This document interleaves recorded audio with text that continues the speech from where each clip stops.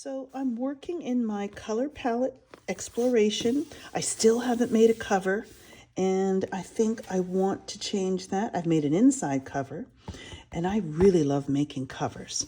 And I'm going to start experimenting with more, using different pads, making some books, I've got a few ideas, and that's another thing. 2025, there's a whole bunch of new ideas on their way, plus courses and challenges. And what I decided a long time ago is to just stick with circles here, exploring color, of course, using all sorts of my favorite colors.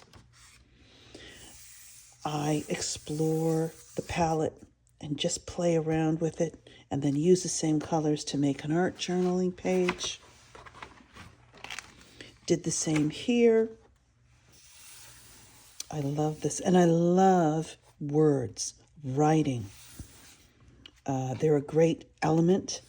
Different papers. This is a real fibrous paper, the Japanese handcrafted papers. Some more orange and blue with writing.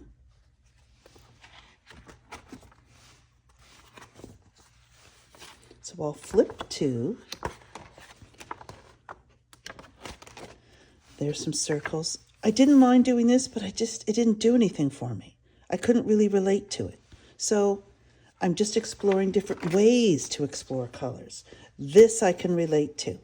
I just put the colors on the top, turquoise instead of the cerulean, and I'm really liking it because it's warmer, and I just mess around how I would paint.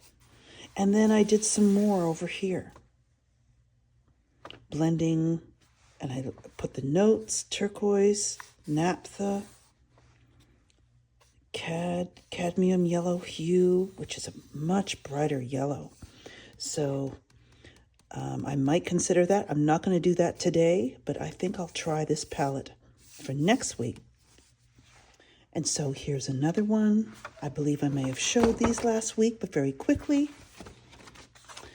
And so for today's, and sometimes I put the border of tape. This is a 9x12, and the border is 8x10. I don't add gesso to it, but I might even think about that in the future. So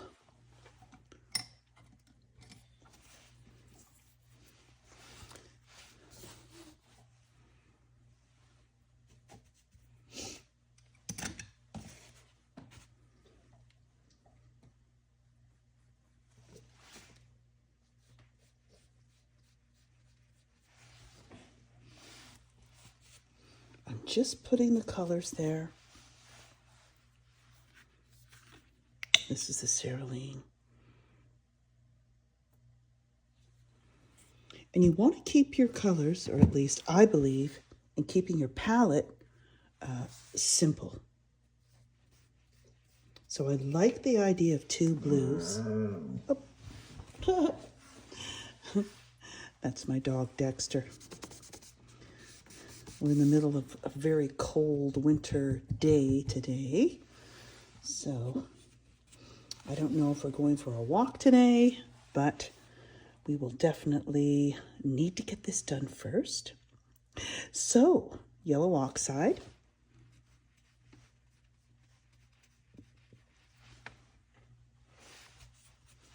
Transparent orange.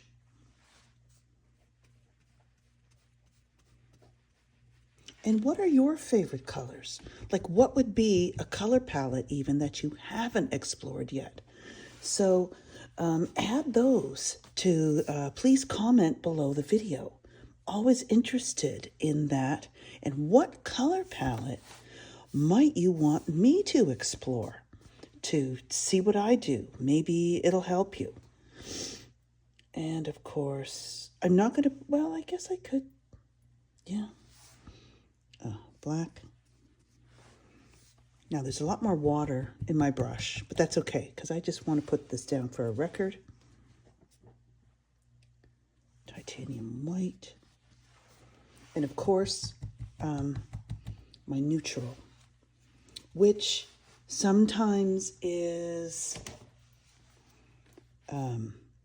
unbleached titanium and is sometimes, depending on what's there, parchment with artist loft, which is a student grade acrylic, but it's perfect, I find, for journaling. Oh, I love that. So saturated, unsaturated. And if you haven't yet, you can get a new set of prompts, which are just single words. So I've added those to the first prompt, so you get both. So in total, that's 60 prompts. When you sign up for my, you can choose to, use a newsletter, or you can just get the prompts. But there's all sorts of new things on their way. So if you want to be in the loop, please remember, and the link is in the show notes. So I'm going to stop narrating, and I'm going to just create so I can speed this up, and because I didn't want the video to be too long today.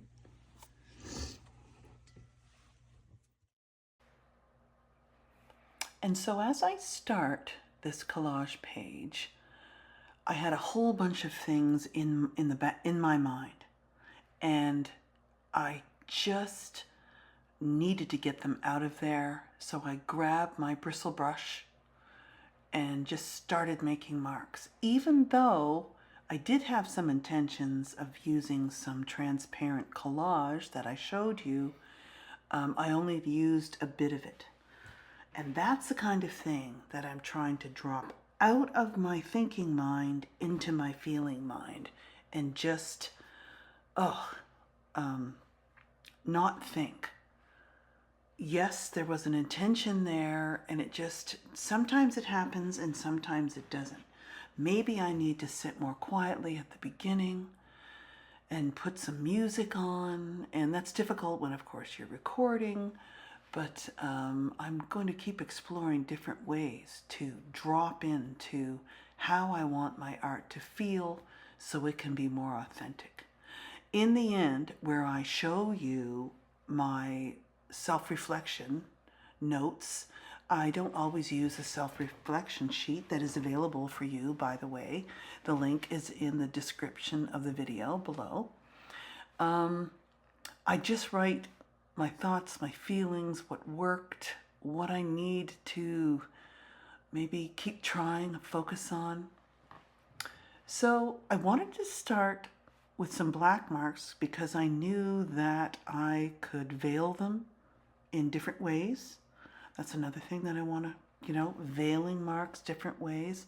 And that's where the vellum paper is really amazing. It's the first time I've used it. And that's coming up in the video, so stay tuned, watch to the end. And please remember, if you're liking this content, like and subscribe to my channel. I know there's about half of my viewers aren't subscribed yet, so please do that so I can keep this going and grow my channel. So as you could see, I just used the fluid white Liquitex to veil. You want to make sure that your layer is dry before you do that, or it'll smudge and you'll make a gray, but you might want that. This is my ghost print from my 8x10 jelly plate, using the catalyst wedge, the tooth catalyst wedge. I usually have them all ready to go. And for some reason I grabbed this because I wanted to force myself, in a way, I guess, to think of a shape. Of course, this is going to be the negative space that I end up using, but it just got me out of my usual. I just wanted to do something different. And next week, when I use that color palette, if you remember at the beginning, I want to make some transparent collage papers on my 8x10 jelly plate and start with those. Oh, so wonderful. So now I've got some edges, some open spaces. It doesn't matter if I like it or not. I'm just doing something. I'm trying to get out of, oh, what would look good? Well, you know what? How do you know if you don't try something different? And that's my mindset. So you're on the journey with me in this kind of exploration. Now, that turned out where it echoed repetition, so I might want to consider that more. And I might want to consider making some more stencils, trying them out before I make a journal page. There's so many different ways. And the tape today really drove me crazy. So while I'm doing the narration for this video, I realize it's really not necessary for my explorative pages. And it'll save money, it'll save time, and you might want to consider that as well. And as I've asked you at the beginning of the video, what color palettes do you want to explore? And what ones would you like me to explore? Please, I respond to all comments, and I'm up for anything like that, so give me a suggestion. So I really like my dashes. This is a piece of collage paper that when you sit and do a whole session of maybe certain marks that you like, I know there's a bunch, there's the vellum that I like to use, and I'm just loving it as a veiling element. And I love how it tore. This is the first time I've even torn a page of vellum. This is crazy, but I've used so many other papers, don't forget. So accidentally I got some paint on it, and I like that, and I want to just bring it to the edge. It wants to stick down right away. And when I bring my catalyst wedge to get all the air bubbles out of it, it doesn't even tear. It doesn't even look like it's going to tear.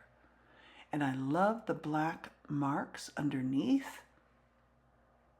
But I'm realizing too, I don't always need to do that.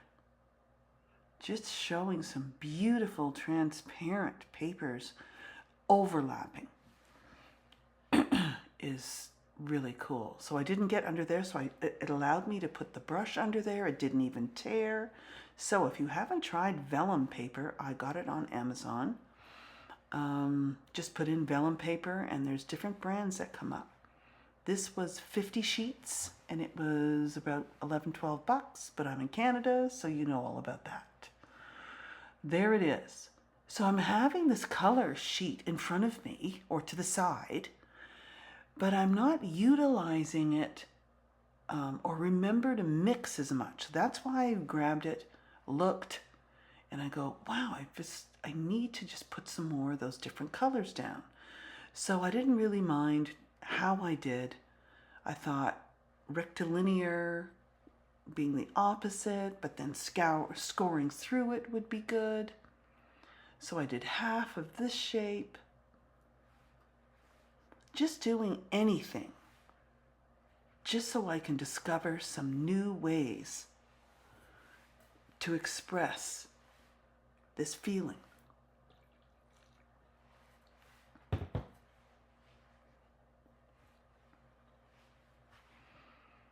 Okay. So I thought, well, I haven't even used blue yet, so let's just put that in. Where would it look good? And notice I sort of made the value similar to the peachy color, and then I used my brayer to lift because I wanted it to be more transparent. Using a brayer to lift a layer of paint is awesome. It erases the marks, and you never know what you get if you carry on the rolling across a page. So then that made me think of my ghost print of my waves, which I love. Was going to put that up there. It didn't, that would have been a good spot too. But lower, it just seemed to work for me. And of course, I wanted to put the wider edge the other way around, or did I? No, I didn't. Very cool. This is on the deli paper. And then I realized, wow, I do want to carry it across. So horizontal areas, but I love the transparency. So I'm liking this part of the page, and in my notes at the end, I remind myself to do more of this. So more negative space on your deli wrap paper. If you're applying the color with a jelly plate, you can make it really, really thin. So I'm going to write that note down for next week or next time.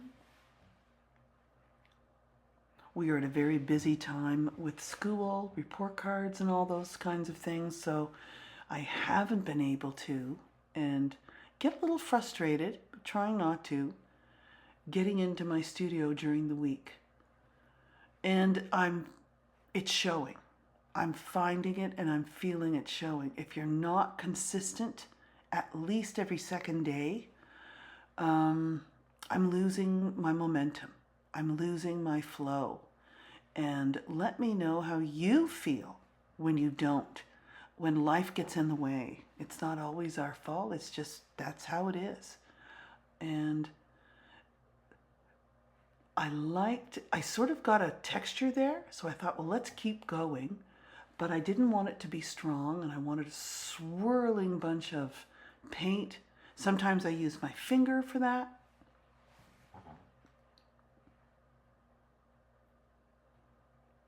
And overlapping again. So I'm starting to be, that's happening more intuitively. And then I thought, wow, that would be a really cool, using the vellum to lift. So for monoprinting and collage. I didn't keep going with the monoprinting. I just used it as a lifting agent. And then I thought, well, there's enough paint on there, so let's just do that. I didn't want it to cover all of it because I like the neutral feeling and the opacity of this little piece of collage. So I hope you're enjoying these videos. I know I said I'm going to be pivoting my channel. I'm going to be just exploring this color, and then I'm going to be taking it to larger pieces or the multiple pieces of 12, 16. But I want to work larger than an art journal page to see, just to experiment so I can be freer and have more room. I'm loving this idea of putting more blue, but notice I put it near other blue so it wouldn't be so odd and contrasting.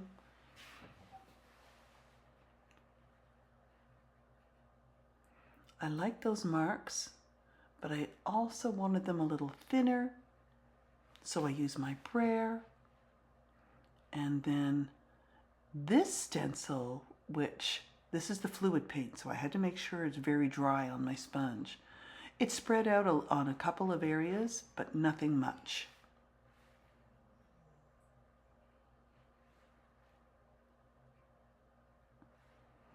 I love how it suggests words or something, a message.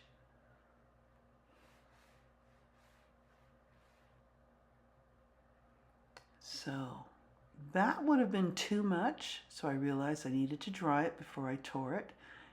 And I can't believe how exact and easy the vellum tears. So just a smaller piece. So thinking of size.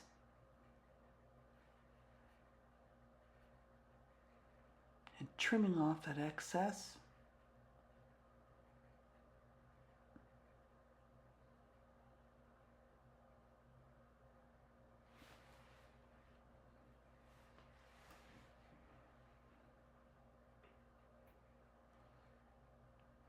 In hindsight, though, there's a I don't know if it's a collage page or just a piece of collage where I use that same text and it's just even a simpler palette. It's just neutral with black and white. I'm really liking the feel of that. There's another palette that I made which is just blues, neutral, black and white, and there's a different feeling. So in the next video or so, this is part 2 of last week's video, cohesive collage and just having things cohesive. Using some black ink here, but needing to make sure that it's really dry because it acts differently than a paint, of course. But it is acrylic. It's acrylic ink. It's not the Indian ink. So liking those drips. And for some reason I folded my tape around the edge. And this has been sitting around for a week because I did a whole bunch of pages. And so it was really sticking. So it gave me a hard time and led to my decision as to, well, I really don't need tape in the first place for these. So we're coming to that end. The vellum cuts very nicely too with the X-Acto knife. A little of that blue got torn away, but that's okay.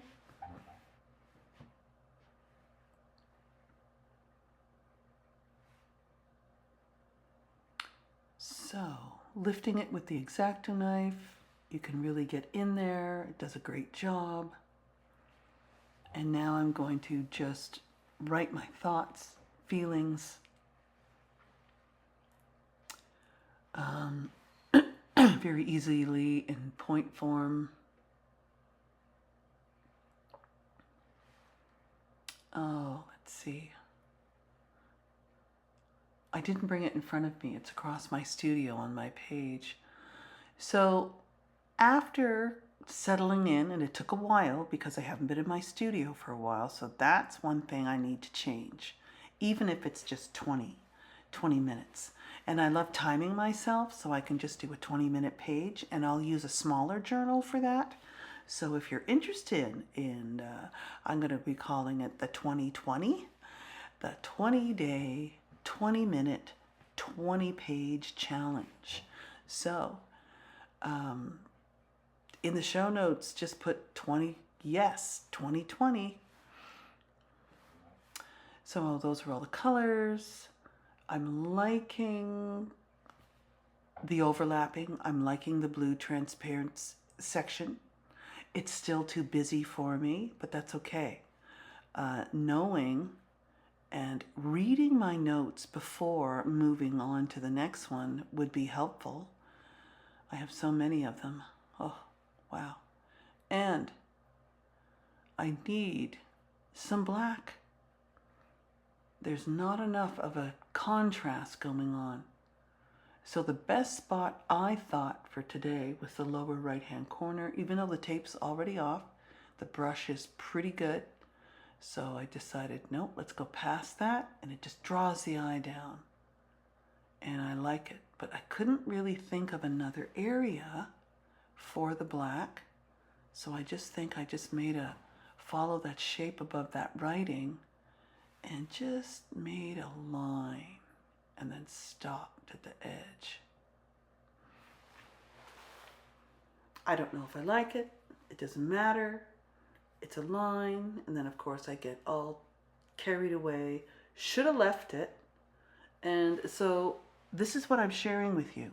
I'm sharing things that work, and I'm also sharing things that didn't work or weren't great. But that's all part of the intuitive art journaling process. So you can, oh, okay, you can, and then you process that. It gets in your schema, and which is your thinking mind, of course. But then you build this your experiences.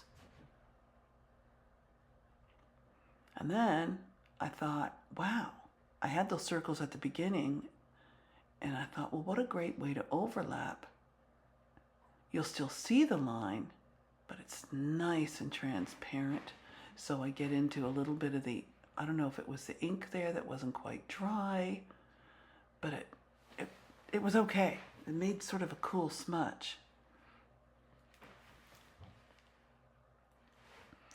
So those circles are a different size than the other ones that are way back there. I like the overlapping. There's some kind of balance, but I still wasn't happy and I wanted to push back. It was too yellow, so I thought, oh yes, I can add a little bit of medium. The ink wasn't quite dry, so it smudged, and that's okay. So now it's more of the color that's behind those black marks and just pushing them back. Not all of it, but most of it. And it calmed it down. Now, was that the right area to calm down? Not sure, but it worked for today. And I like those organic black marks. It just happened. So I decided to add some gold pen to finish it off.